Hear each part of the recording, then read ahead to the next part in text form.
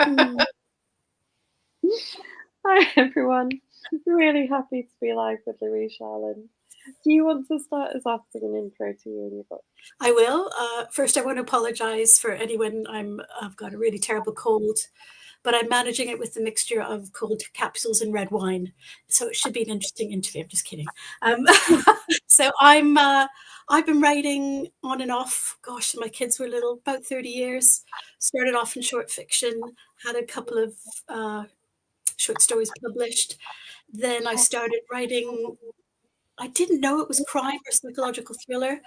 But I was working on a book, and I also did my MA at the University of East Anglia in crime writing. And then it was really interesting. I was in Plymouth city centre and I saw a big issue vendor. And at the time, I was working for a homeless charity, so I said, I've got to, really walk the walk and buy copy the big issue. And I went home, and in the big issue was a competition with Avon Books for crime writing. So I entered it. I think it was in March. And then in the October, I completely forgot I entered it and I won it. So I got 2 books published with Avon Books. And then that kind of was the impetus. Now I'm with the fabulous indie publisher Bloodhound Books, which are just really empathetic and really support the writers. So the 30-year overnight success, Caroline, that's me. But yeah, for the times we've interviewed you before, you've always been full of interesting stories, Yeah. things that you've learned because you've taught creative writing and things as well as doing the Yeah, I book love itself. teaching.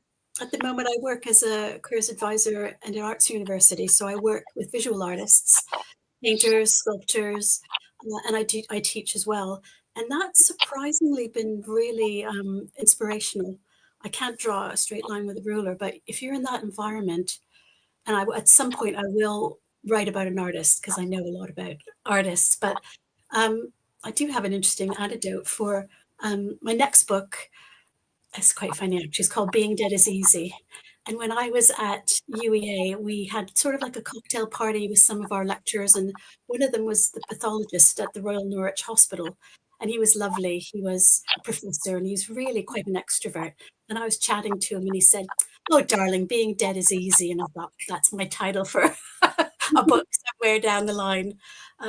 So it's really interesting about how I don't know, I'd be curious for other writers who might be watching about how you get ideas. It's one of the things when I teach is we look at ways to getting ideas. And in Being Dead is Easy, it's the second in a series about a Plymouth-based probation officer. And the reason I did that is when I worked for the homeless charity, I worked with a really skilled probation officer who had expertise in domestic violence and working with high-risk sex offenders. And I really learned a lot about it's a job, but the compassion they brought to the job, even when they're working with some of the most difficult, complex people. And, because it's easy for us to kind of go, oh, that's awful and make judgment, but they have to be professional. They also generally were trying to help. And I found it really inspirational. So that kind of inspired the first book. And then I was thinking, what do I do with the next one? Because it's going to be a series. And I was talking to my son, this is about 2, 3 years ago, and I said, because I like to look at topical issues to do with women's rights. And I said, what's an issue that might be of interest?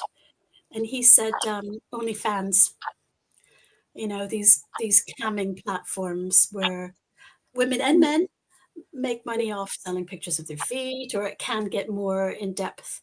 And I've been doing my research, and some of the cameras refer to themselves as sex workers. So I wanted to explore that. And I also wanted to explore how the criminal justice system deals with sex workers. Do they get justice? So that's kind of embedded. So I guess one of my classmates said it's social realism, but for me, it's always about the rights of the underrepresented and the people in society who don't have a voice. So that's one of the things that really interests me in my work. And I think one of the things that's always drawn me to really enjoying your books,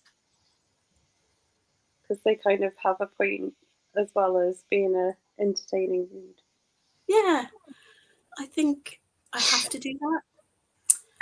It's the, when I ask people, again, when I teach, I say, what inspires you? How do you get an idea? And I normally have a question that in my mind I'm going to work through. And I mentioned this to you earlier. I've just received an Arts Council grant to write a book. It's funded so I can reduce some of my work hours, and it's funded for over a year. And it's going to be something really different. It's going to have a little bit of thriller, but it's more literary. It's a bit semi-autobiographical. And one of the things I kind of ran away from Canada. I didn't have a great home life, and I've spoken to other people from other places who have kind of left difficult situations. And when you erase your past, you can't really. So the book is kind of looking at how people deal with that when they come from a really complex background, and how do you explore that, particularly as I get older. So there's always a question behind it. There's always something I want solved, and I work my way through that in most of my books, I think. That's interesting about the Arts Council. When do you think that book will be released? Well, it's the funding is for a 12-month period. So I'm hoping around this time next year to have a rough first draft. And that will be, it's really, I'm not quite sure what I'm doing. And the nice thing about the Arts Council grant is that you don't have to necessarily a published outcome. It's funded for you to explore your practice and do something different. So I do have to report at the end of the funding period, and I will have a rough draft, but it doesn't have to be sold. It doesn't have to be published. Ultimately, I would like it to be, but mine is over a 12-month period. And the funding is mostly for me to reduce my work hours for 1 day a week and to pay for going to kind of literary festivals and things like that. So if anyone watching wants to DM me, well, I'm happy to tell you about that. It's called the DYCP, Developing Your Creative Practice Grant. And it's very competitive, but if I can do it, you can do it. So check that out on the Arts Council website. The main thing is to do something different with your practice. So I wouldn't be funded to write another crime novel. And that's not what I'm doing. Though there will, as I've mentioned, there will be a little bit of an element of a thriller in there. I just cannot escape it. So I reckon, I'm not formally diagnosed, but I'm neurodivergent on the ADD spectrum. And so there's got to be the dopamine hits, which I know as a person and I like as a writer. So yeah, that's what I'm really looking forward to. A bit terrified, but I just thought I'm going to do it. And then I'm also writing thinking about the next in the series with my probation officer, and that's going to be a murder in custody in prison. And she's brought in to that. Interesting about themes, she's brought into that by her estranged family to try and solve the murder of her a step sibling she's never met. So you see themes, I'm looking at themes in literary fiction and in my own life that resonate in my fiction as well. So maybe it's a form of therapy. I don't know. Could be. When do you think the next kind of one in the probation officer series will be out? I'm thinking about that. I was looking at the books. The first book came out in 2021, and then the fourth book is 2025. And I work full time, and I have a family. And the last book, I was pretty burnt out. I think I wrote. It's my own fault about planning. One of the things I learned is when you've got one book and you've got another book that's due in 8 or 12 months, while you're promoting the first book, you've got to be writing the second one. So you're really struggling. So I'm not rushing into that one, but I do have the idea of how it's going to happen and what's going to happen. I've been in prisons. I've worked in prisons, not been in prison, but I've worked in prisons. So I have an idea of where I want to go with it. And gosh, I think my search engine history, some of the stuff I've researched, murders in prison, stuff like that. Oh my gosh, if Someone had to forensically analyze my laptop. Whew. But it's all, interestingly, this, I don't know if I told you this story before. When I was researching Vengeance Street, I was looking at pedophile hunter groups, which I have a lot of issues, I think really problematic, where there's one in Newcastle that I was looking at, and they post on Facebook, they set up stings, they record the police showing up. It's complex. I won't say anything about it. I found it a really complex situation.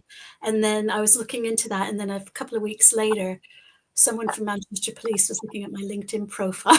So I thought, oops, but that's what you do as a writer. You're exploring, and for me, it's really important that the facts are authentic. So I don't go into super detail.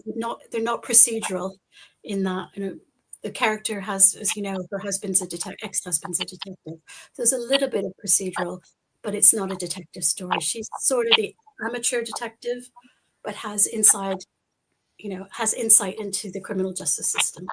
So I reckon that'll be probably 6 to 12 months after this book, Robert's Council book, is written. Probably, but I might be stuff alongside each other. We've got some hellos from Sarah and Leslie. Hello. I have visited, not a proper prison, but a young offenders one. Not like a secure, there's mixture, isn't there? There's like a secure home, I've been in those as well. And then they're proper young offenders, which is sort of juvenile, more proper prison, and that was really depressing. I've been in Dartmoor about 4 times. It's probably not going to reopen now. It's been cleared out. But I was in Exeter Prison, which is a inner city one, quite old, Victorian. And, that I've never seen such pale people. And they call it the prison tan. But I think because I was doing that work in middle age, so 50s, I just wasn't intimidated. I was more like a mum when I would go in there speaking to the guys. So I didn't mind it. And I think when I retire, I might do some voluntary work with kind of prison charities, because it's just, it's just something to give people a chance to get back, integrate into life. So really important. And that's what I did in my role with Crisis UK and with a really wonderful charity in Plymouth called Shekinah. Was work and learning coach and helped ex-offenders get back into work. It changes everything. Employment and a stable home means, reduces recidivism. So really important. So, but it was pretty scary. I came from a sort of suburban housewife, part-time TA job, going into hostels and into prisons. But once you do it a few times, you realize you're just people. And I always try to treat them with compassion and respect, because that's what they're people. Yeah, it's the key thing to do. So literary festivals, you get some funding to go to those? What literary festivals are you going to explore? So I'm going to, one of the, even though the project I'm working on isn't crime, there is an element of a crime taking place. And there is an element, I might put it in the end, thriller, a little bit spy. So I'm going to go to Crime Fest in Bristol, and I'm going to go to Hay on Wye, and possibly Cheltenham. So because the book, I deliberately didn't put too many crime-related festivals, because my pitch for the grant was not purely crime, but the income I'm paying myself for my day off, I would love to go to Harrogate. Always wanted to go to Harrogate. So I might just use that money and head up there. We went to Yorkshire many years ago, and we didn't get to Whitby, and I didn't get to the North Yorkshire Sculpture Park, and I didn't get to Harrogate, so maybe I'll do that this summer. So you definitely should. The Yorkshire Sculpture Park's not that far from where. Oh, good. So that's part of the country I haven't really explored. I've been around Devon and Cornwall, a little bit in the Midlands. It's quite funny. My son he studied paramedicine in Worcester, and then he worked in Dudley. And when we would ring him, he'd go, "Is it on, Mum?" I thought, what? He started adopting yeah, shut off for a bit. And I was just like, whoa, what? He adopted the Dudley accent, which was really cute. But yeah, I've not been pretty much further. I did go to Rotherham for training once, and that was about as far. But I would love to get up there. So that will be a part of the plan. Brilliant. Yeah. I'd really like to go to Hay on Wye because that's like because it's like a book town and stuff, isn't it? As It well. is. It's really well. If you do, let me know, because my mother-in-law lives in Hereford, and you could stay. Oh, Yeah, and we could meet, and I could drive you down there, kind of thing, because it's about half an hour drive. I've been to Hay and I've wandered around Hay, and it's really beautiful. So seriously, let me know. Not everyone else let me know, but a mass road trip. Sarah says Yorkshire Sculpture Park is brilliant. It's near where she lives. oh, I've just always wanted to go there, and I saw a BBC documentary on it, and I was just like, I've just got to go. And working with artists, it's really interesting, and I wouldn't have known about the Arts Council grant if I hadn't been working with artists. But when they talk about their work, the process isn't that different to writing. It's about authenticity. And one of the things I put in my grant was about looking to explore early inspirations and early ideas. And I was absolutely honest and authentic about what I wanted to achieve. And I didn't try and sell myself. It's really honest. And I think that's one of the important things when you're looking at those kind of residencies and grants and things like that. So I'm just at the moment, I'm learning tech, Caroline. I'm learning Adobe Podcast, which is really fun. I have it through work, and it's really idiot friendly, But I'm interviewing friends, historic fiction writers. I'm introducing Bridget Walsh, who's really, fantastic historical fiction writer. Friend of mine, Terry Nixon. I interviewed my friend Bob Jones, who's a podcaster, to ask advice. Really funny, because what are the do's and don'ts of podcasting? And just then my phone rang because I hadn't put it on silent. So there's one. But that's really fun. So I'm interviewing a load of people about the process, about advice they would give me as someone who's sort of starting afresh. And that's just great. It's just fun, and it's inspiring, and it's just a way to connect with other writers. So I'm in that process now. I've got a loose outline. Without telling you too much, I'm looking at my own background growing up in Montreal in the 60s and 70s, and there was a brief period of domestic terrorism by the French Canadian separatists. And that's the core of it, and everything else is an offshoot. So there is an element of kind of crime and intrigue in there, but it's really about redacting your history, and what happens when people aren't allowed to explore, even if it's trauma. So intergenerational trauma, which is a heavy topic, but really interesting. So that's where I'm going with that. I don't have a title for the next Grace Midwinter book. And I normally like having a title because it's kind of my anchor. I don't have a title for this one, but I was going to call it Ratcatcher. And the reason is my friend worked at Dartmoor Prison for a while, and she was saying what they used to do is fill a dead rat with drugs and throw it over the wall. And that's how they would smuggle drugs into prison. And I was reading some articles, and now drones. So someone will chip a hole in the window, and they've got drones flying drugs in. So it's getting more sophisticated. So I don't really have a title for that, but it's going to be again about her connecting with her family. And I've set the Easter eggs in book 1 and 2.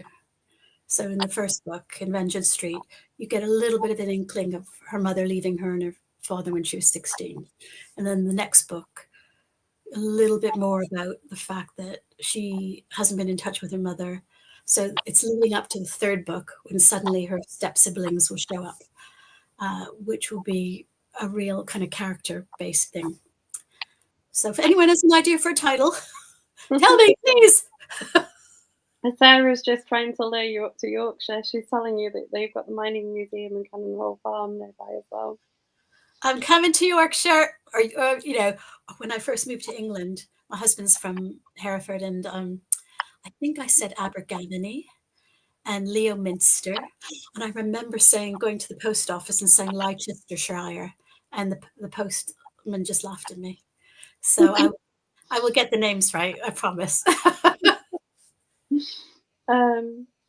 And she's also recommending that you read Claire Wilson's debut novel 5x5 because it's based on a prison in Scotland.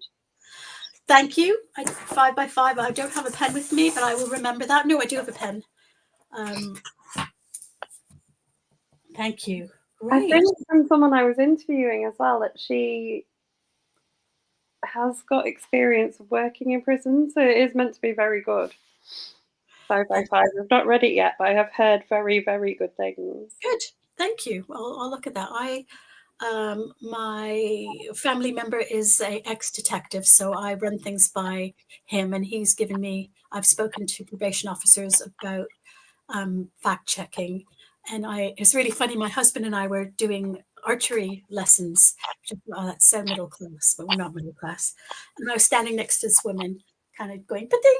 And I said, "Oh, what do you do?" And she said, "Oh, I'm a crime scene investigator." I was like, "What?"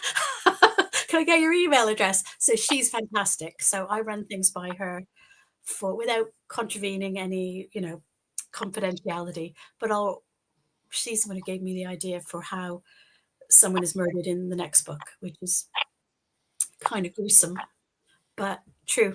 So I think for me, I'm not an ex-detective, so I do light touch and things like that. It's more about it's really slightly the amateur detective, but with a little bit of knowledge. And Grace is slightly obsessed. Again, that sense of justice, and that's just you just give her something like that and wind her up, and she takes off. So, and that's a really good. The next book's a little less twisty and than the first one, but it's a little bit more, I guess, topical in exploring. There's a really good podcast on Radio 4 called Who Killed Emma, about a sex worker who was murdered in Glasgow in 2005, and her murderer was only convicted in 2023, even though they knew within the first 6 months they had strong evidence who it was. But the lead team went down the wrong path and spent £4 million doing that, and so they didn't want to look like they messed up. It's shocking. So that was really interesting. I'm not super true crime person, but again, that was topical. That was about human rights and people that don't have choices. Most of the women that work the streets were addicts, and I worked with them. They don't have choices. They come from trauma backgrounds, and so it's really interesting. So I guess where I'm going with that is I really do like the research because it gives me insight to people. And I guess one of the things that people said, "What do you write about?" I would say, "Why good people do bad things." And that kind of is a theme that runs through a lot of because it's interesting, isn't it? When you see stories about a normal person who does something unexpected and violent or whatever, and you're just like, wow, what happened? So I find it quite interesting. There's two things. We've got a comment from Sarah saying if you need advice, we can always find people in the group who can help. Oh, thank you. I really appreciate experts. It's just lovely talking to people who really know about their work and can do the fact checking, but also they give you the great ideas. And I have a lot of respect for people that work within the criminal justice system. It's not easy. So thank you. I will. Never thought of that. It's always a little bit begging. No, people do it. I've seen people do it quite a lot. They'll come in and pose a particular question about something they're writing, and there's always people in the group who can answer it. Fantastic. Well, you've got a huge following, which is really, you think about how it started, which was just love of reading crime, and then now you've got this 25 more than 25,000 members, which is really amazing. So, but yeah, that's wonderful. I will take advantage of that. I think most of what I will be looking at is anyone that's worked a lot in prisons, and how my son, who I mentioned was a paramedic, he's a lecturer now, but he used to go into a Cat A prison, and pretty scary, but he's kind of like, meh. But I think it was Long Lartin in Birmingham.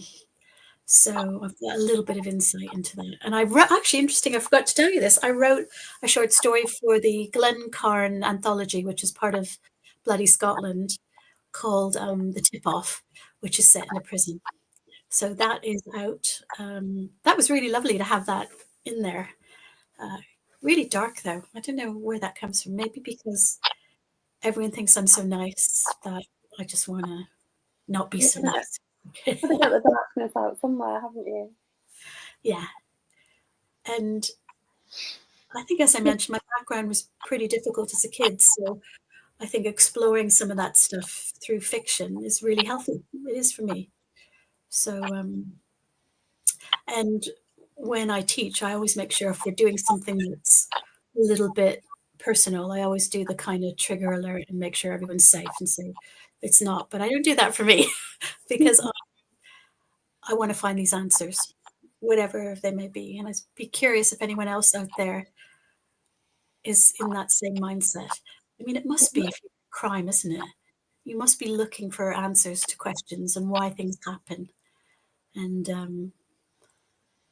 I suppose in the world at the moment, which is so uncertain, having a mystery solved offers some certainty and some structure and some logic.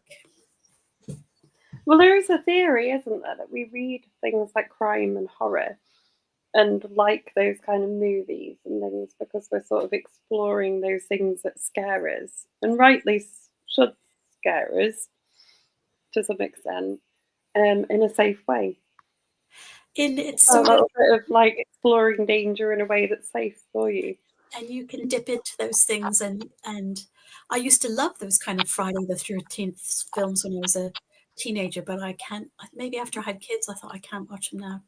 And I'm usually upstairs. My kids are grown now, but when they're teenagers, they sit downstairs with their dad and watch like Insidious and all that stuff. And I'd be in the dining room, and when the music goes dun dun dun, I'd cover my ears because I thought I just can't know. So my daughter told me a really good story about um, where she works. It used to be a TB hospital and a Victorian. Uh, the term they would have used then would have been lunatic asylum. And she said they had a thing on the wall where they used buttons as a form of monetary exchange because they weren't allowed money. And a plumber came in and he was doing so. It's like a basement. It's really grim, where they would have kept people in cells essentially. And he was looking at that and he said, I thought I saw a woman. He was winding her up. I thought I saw this woman in the corner. She had no hair. And then I went home and I kept on finding buttons everywhere. I was like, oh, that's a good horror story. Though I don't really write horror, so I might have a crack at that. But isn't it interesting what you can find out in just chatting to people? You can tell I'm a bit of a chatterbox, but I really am interested in people and their stories. And I always think, oh, be careful what you tell me because it's going to show in a book. I work in an old Victorian hospital building. Do you? Hmm. Have you ever had any uncanny experiences? No, but I don't know I'd want to be there on my own at night. No.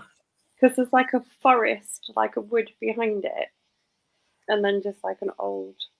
There's two old Victorian hospital buildings. We've got one, and then there's like an old people's home behind it, and another one. And they're lovely buildings because they're listed and things like that. But I don't think they'd be somewhere you'd want to be alone on your own at night. I don't ever want that experience. I might read about it.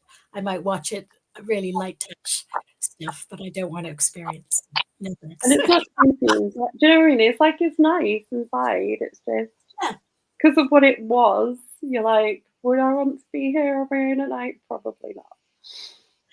And you do wonder, that whole, I know it's a fiction theory, but stone tape theory, that buildings kind of retain emotions and experiences. And you do wonder if that happens, but I think it's more our imagination than anything else.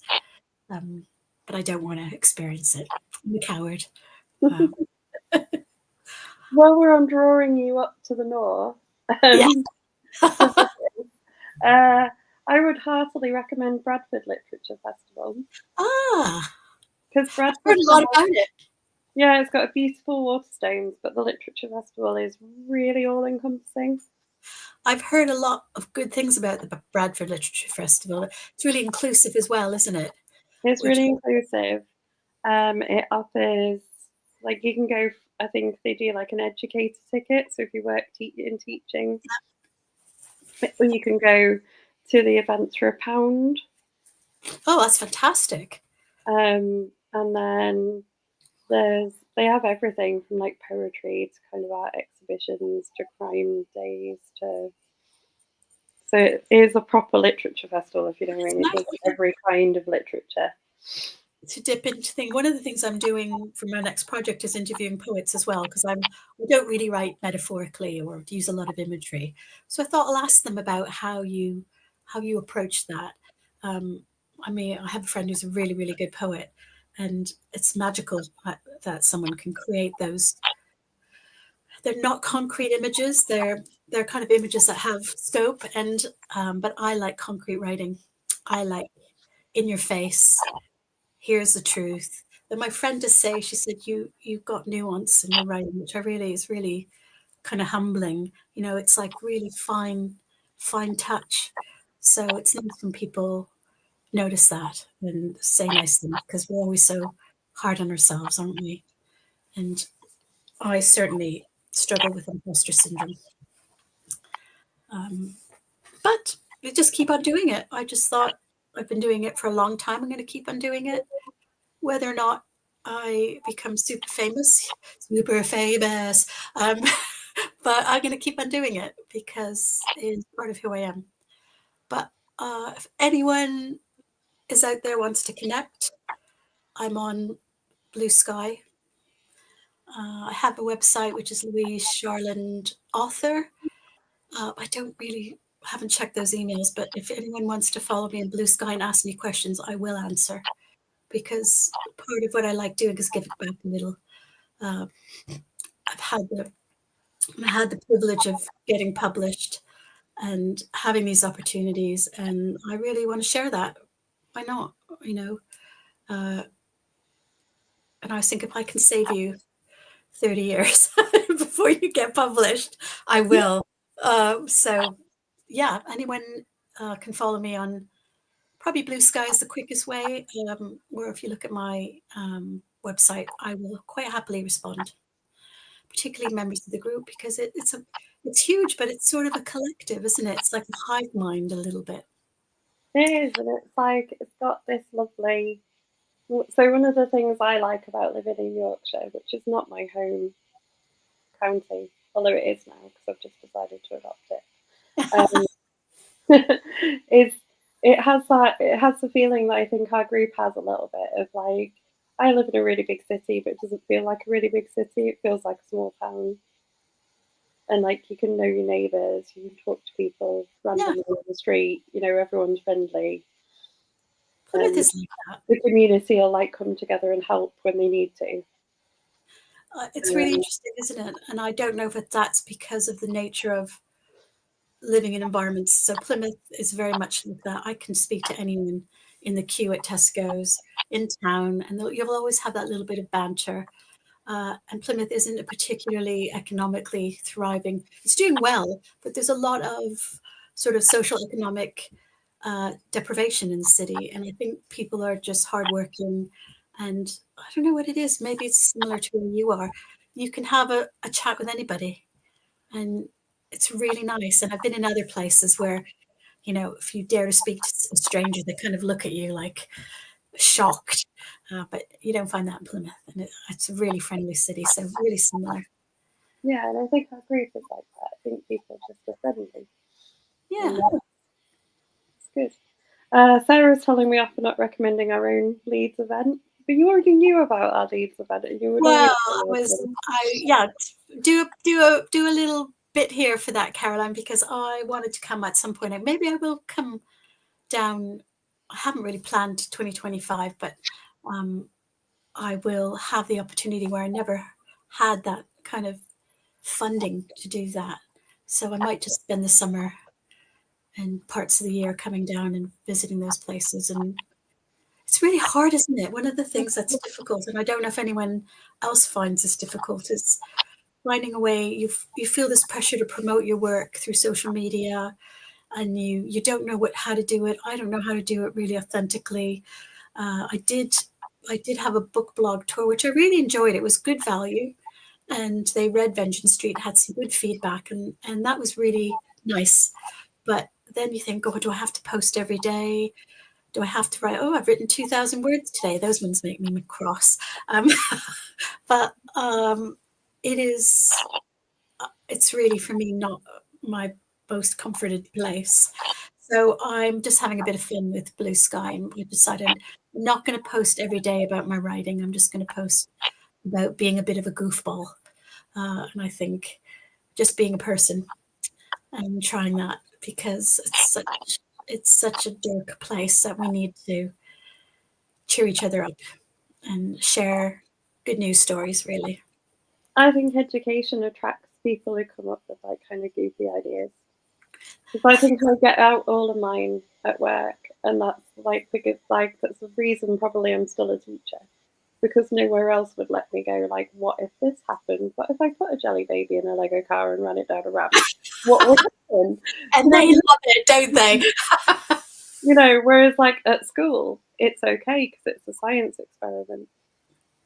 I was doing so. I Last year I was doing distance learning, so doing some sessions for students in China, and it's a really kind of pedagogical culture. So they don't really question, or if you say, "Can put something in the chat," it's just not something they're comfortable with. So at one point, I got my laptop.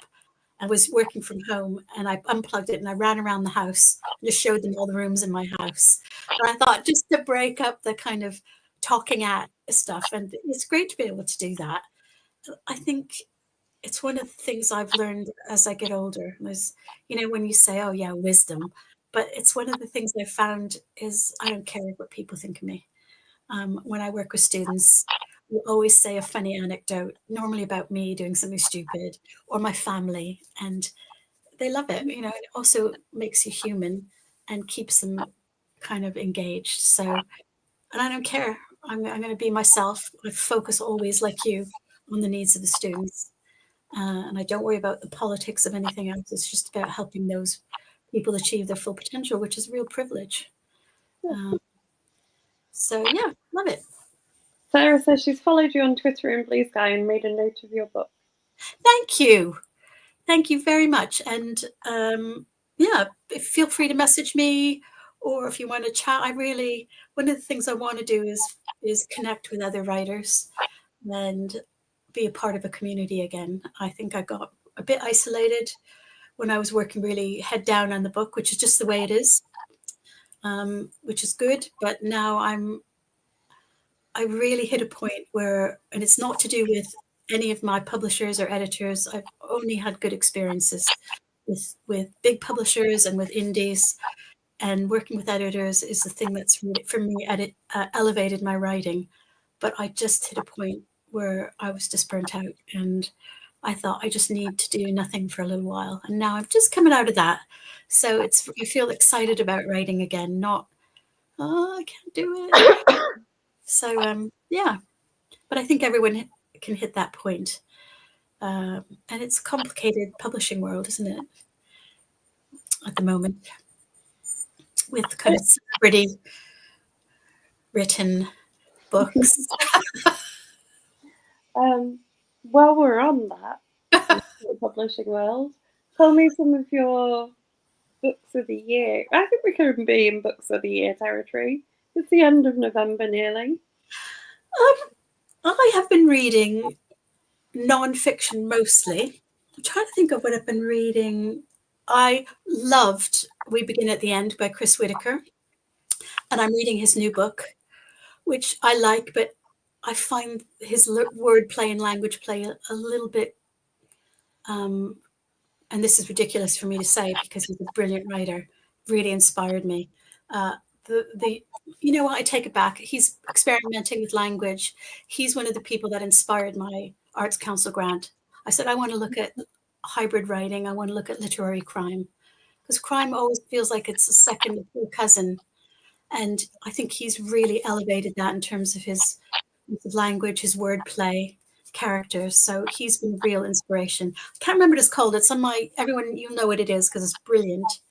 Um, and it's on my phone, actually. I read it. I've been reading Non-Crime, The Essex Serpent, which really is interesting, which is a lot of language. It's set in Victorian England. Not a lot happens, but the nuance.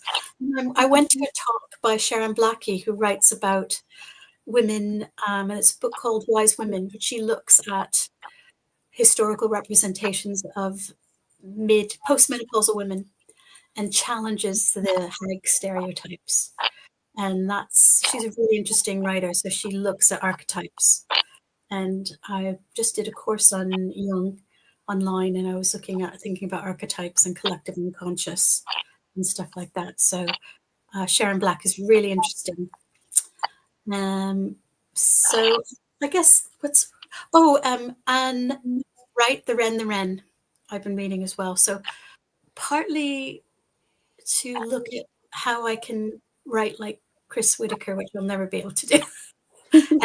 I'm rereading Salman Rushdie's Midnight Children, which I'll never be able to write like him. He's a genius.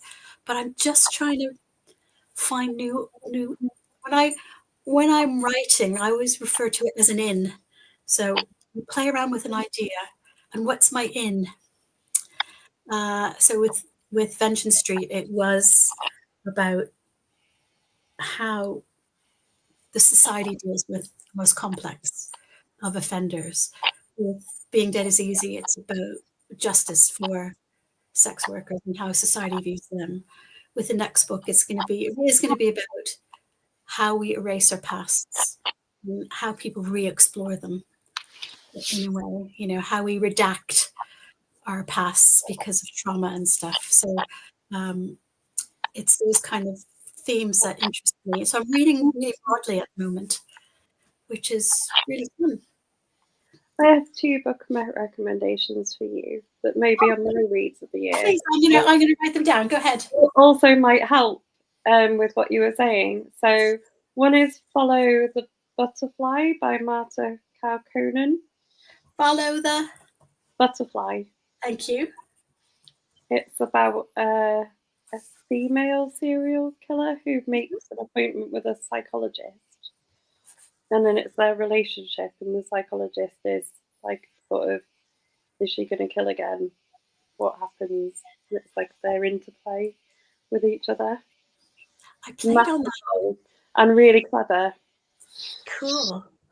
So if you're liking that sort of literary crime, it would be a really good read, I think. One of the things I want to explore. I love crime. As I said, I'm reading more widely now, but I think Chris Whitaker was the other one I read, Stuart Turton, the kind of sci-fi one that he came out with. Let's see if I can find it on my... Is that the 7 Deaths one? Yes. No, not the 7 Deaths of Evelyn Hart. Oh, it's set on it's the future, post-apocalyptic. And they're on an island, and you're really given a lot of insight into the structure and society of the island. And then a key member is murdered, and someone has to solve it in order to save the island, essentially. So it's sci-fi, post-dystopia, but a murder. I'm like, wow, what you can do with crime. So that's really inspired me to push boundaries. It may be awful, but I thought I've got this opportunity to try something different and see where it takes me. And my follow-up recommendation, yes, is All the Sinners. All the Sinners. No, All Us Sinners. Yeah. By Katie Massey. and Great, huh? great title. It is, and it's about someone who works in a brothel in Leeds in the time she owns a brothel in Leeds, the time of the Yorkshire Ripper, All right. and someone is murdered. It's not like linked, if you know what I mean. But she gets drawn into the police investigation. I like this kind of parallel. You know, you've got one story and then you've got another story, and if they're not linked, at least it's inspiring one person to do something. I've really liked those. And Katie, her mum ran a brothel in Leeds. Wow. Um, so it is has a very different take on sex workers, which might be of an interest to you. That is really interesting. Because it's really interesting. I found if anyone is interested in that, listen to Who Killed Emma on BBC Sounds, BBC4 is really shocking. In fact, I think Katie's other book might be about her experience growing up. Which, brave, isn't it, to write about it? But again, there's probably an element of therapy in that she's owning it and saying, you know, this is what it was. I when you write it, it becomes real, and it's almost like you can let go of it in a way. So I will look her up. Thank you. Yeah, I recommend both. I was a bit tentative about going into one written in the time of the Yorkshire Ripper, just because not a time I remember, obviously, but my parents lived around Yorkshire at the time and things like that. So it's very like in Leeds and in Bradford. There's a lot of it feels very recent memory. Well, it's still There are still sort of children of victims yeah. and families of victims and things in like certain areas of Leeds, and everyone knows where the like murders still happened and things. Do you know what I mean? So I was like, I don't know if I want to read something set then, but it was very good. Fantastic. I shall look into those. It goes back to that conversation we had about. I don't think it's voyeuristic. I think it's about exploring and understanding things that happen in the world, particularly if it's written by someone who's been in that situation or been in that world. And I think it's okay to be curious. I know that there's a lot of debate about true crime and all that kind of thing, but it's okay to be curious. I know there's some situations that exploit victims and we don't go there, but I think it's about understanding. I hate the term the human condition, but it is about understanding how people work. And that's what crime writers write about a lot of the time. It's what people that read about crime. I always remember Val McDermid, someone asking her, why do so many women read crime and so many women write crime? And she said, because almost from the moment we're old enough to understand danger, we're told to be careful. We're told to not go down a dark alley. We're told not to wear a short skirt. We put our keys between our fingers. We are trained to be frightened. Um, and this was about 15 years ago. She said that not much has changed really in terms of violence against women. So I think it's a safe place to explore these kind of really complex themes. And that's kind of what I don't think I can not do that in my writing. Whether or not I do it well is another thing, but as a writer, you try it.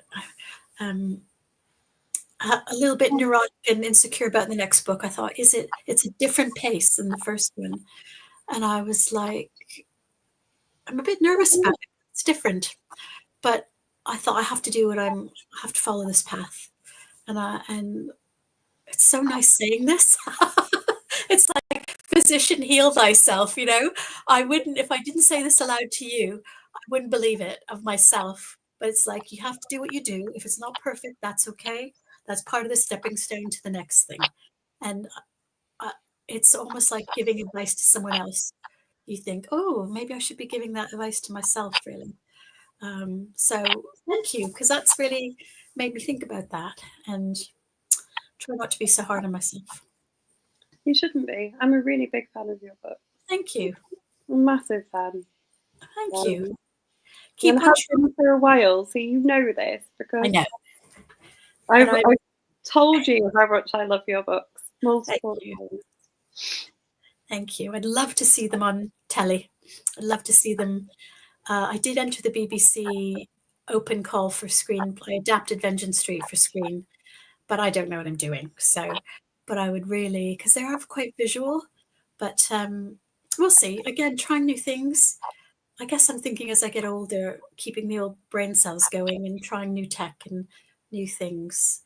And after having a really tough few months after finishing the last book, it's self-imposed more than anything. I feel really excited about writing again and content, being in touch with other writers and just I just feel kind of rejuvenated. So hopefully I will keep that energy going. Leslie's saying she loved All the Colours of the Dark, Yes, that's the it. one that you were trying to name, but his writing style is very Marmite. It's very. Marmite. You either love it or hate it. So I think I agree. I really liked We Begin at the End. I thought he was pushing, but he's pushing boundaries. How exciting is that, in terms of his writing style? And it's okay for things to be Marmite. Not everyone's going to like everything. But for me, it's a really good. I wasn't sure that I quite liked it, but I need to read more. But I thought this is a really great opportunity to learn something and think about what this person is doing and really pushing boundaries. The other book I really liked, which is still on my bookshelf, which I read years and years ago, is Engelby by Sebastian Faulks, which is in two parts, and it's got an unreliable narrator in the first, and then you see the true story in the second, and it's really cleverly done because it's again that who was I watching with my husband, Joker, and the fact that someone can make a character you want to root for an anti-hero is really causes a kind of conflict which you explore. So Engelby is a great, if anyone wants to dip into that, I really enjoyed that. But that's must be 20 years old, but I still have it on my bookshelf and have a look at, and also Silence of the Lambs, just just the whole Clarice thing, you know, Clarice and Hannibal Lecter. So yeah, Yeah, Follow the Butterfly, the one I recommended to you, thank you. has a Silence of the Lambs-esque vibe. Oh, right. Lovely. But set in Finland. Ah, Although it could work anywhere, there's a German TV show being made of it. really? I do Yeah. like watching European crime with subtitles. I really do. They're not really afraid. They're not afraid to not over explain. I think they kind of let the viewer follow and make their own connections rather than being. And I think British crime does that as well. When you're looking at American stuff, it's a little bit kind of didactic and let's fill everything in for you. Oh, but that should be. I love that. Fantastic. We were discussing watching things with subtitles at school today. Were you? Yeah. I quite like it. Mostly in the context of watching anime because we were being so nerdy, but Are they a fan of anime? Anime is. yeah, we have an anime club where we watch things, and we were watching one that was subtitles. I was like, they kind of, I quite prefer them to be dubbed, to be honest. But If it's good dubbing, then yeah, I'm not that bothered. I'll watch it. It's just nice to see that different perspective. That reminds me of when my son was started secondary school. We had a problem integrating from a really small primary to a large all boys school, and there was one teacher who started a film club, so he had a safe place to go at lunch, and it kind of changed his whole trajectory in his schooling.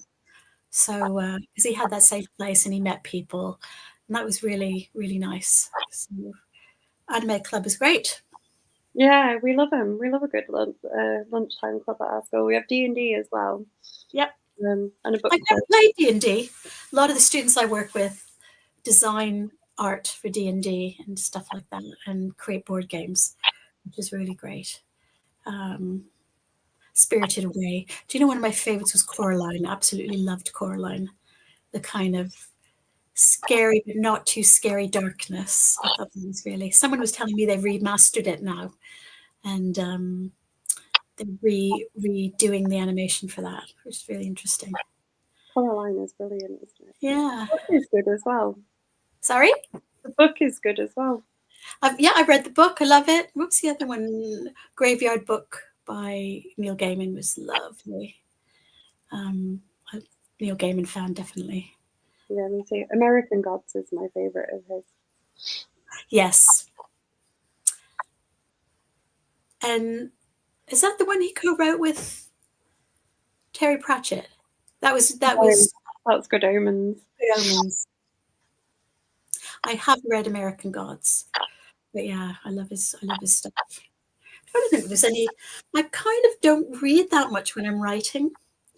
I find that it's hard to switch off and focus on someone else's work. But I have been enjoying reading a really broad spectrum of work at the moment, and just enjoying reading again. I think it will impact on my writing, hopefully. But I am gearing up. Little notes everywhere. I think there'll be we had the discussion when I'm a member of the South Hams writers group, and me and a friend did a talk to them about procrastination and writer's block. We did the whole planning and pantsing thing, and I do I'm probably more of a planner. I'll do kind of a little outline, but I'll do a chapter by chapter outline, because I'll put the Easter eggs in chapter 2 that will come back in chapter 20. So I like doing that. But also I said, if you've got a contract to hand a book in at a certain date, you don't have the luxury of writer's block. So part of what I was suggesting is, by having some kind of plan, it means when you sit down in front of the screen, you're working towards something. And I really admire people who can just sit down there without, I think, even though it may not be a written down plan, but it's a plan in there, particularly with crime, because you're kind of working backwards from the event and setting up all the little kind of false leads and pathways and deflection. I think I did that in Vengeance Street, where I wanted to have 3 or 4 different. I didn't want people to quite know who the murderer is, though of course people figured out, because crime readers are brilliant, they're smart. But I like the sort of Morse thing, in Morse, when they used to have 4 or 5 scenarios that you couldn't see how they were linked. And then at the end, it all comes together, which is quite, I think that's quite enjoyable. So I shall think about that. I'm not sure what I'm going to do with the next book. So essentially, it is about her having to solve a murder within a prison. So it's probably going to be more to do. I've done the research. What happens in prisons where people are killed isn't sophisticated, isn't highly thought out. It's to do with simple things, people falling out, people disrespecting. But what I want to look is the build up, the things outside the prison that contributed to that. So it's kind of in the seed is in there fermenting, filling my brain with thoughts, which is why I lie in bed at night like that. I wonder how other people get their ideas. A lot of my stuff comes from doing the washing up. And my husband will say, "Are you mooning again?" I'm going, "No, I'm thinking." But that's quite pleasurable, having that daydreaming. I think when I work with students, I say to have creative daydreaming time. It's really beneficial. So yeah. Lovely. We've got a minute left. Okay. Would you like to remind everyone, if they've been watching this, what they're going to go away and buy? So I've got my 3 books. This book is called The Lake. That was the book that got me the deal with Avon Books. That's a psychological thriller about love and loss and grief, which I didn't really realize. I wrote it as someone who finds out something and becomes kind of morally corrupted in her desire to solve situation, but a lot of people told me they thought it was really sad and about grief, which I thought was really nice to make that discovery and hear it from other readers. And I went, wow. Then the next one was My Husband's Secrets, which was kind of about the complexities of relationships and what people do to each other, and it's a bit twisty. This is my favorite, I have to say, Vengeance Street, which is about a passionate probation officer who finds out that her clients, some of them ex-offenders, some of them on the sex offenders registers, are being murdered in apparent vigilanteism. And she kind of crosses boundaries and with her family, professionally and kind of mentally, just to find out the truth. Yeah, so those are the three that are out. And then Being Dead is Easy is out, I think, in January next year. And that's looking at camming. The question I asked myself, is it empowerment or is it exploitation? And I'll let you make that decision about it. Really interesting topic. That's fabulous. And thank you so much for joining me. It's just really nice to see you again. You've been a real great supporter. It's such a great platform and a great group. And thanks to everyone for suggestions about Yorkshire. I shall be there. I shall come up again. We were in Thirsk many years ago, but I want to get to it being in North Yorkshire Sculpture Park. So, and Harrogate and everywhere else, Leeds, your festival and Bradford Festival. So I think some dedicated time in that part of the world would be really fantastic. So yeah, thanks. You have to do it at least once. It's amazing. Yeah, I suppose Frankenstein's a little bit more because of all the background to it than Dracula, but it's just great. So, and thanks everyone. Thank you for offering me this opportunity to waffle on. And thanks everyone for watching and your suggestions. It's really great. And seriously, if you can't reach me for some reason, let Caroline know. If you want some information about the DYCP grant, I'm really happy to give you some guidance or whatever. It's out there for creatives to challenge your own practice. And it's national lottery funding, so it's all really above board and great. So happy to support anyone out there. Thank you. Great.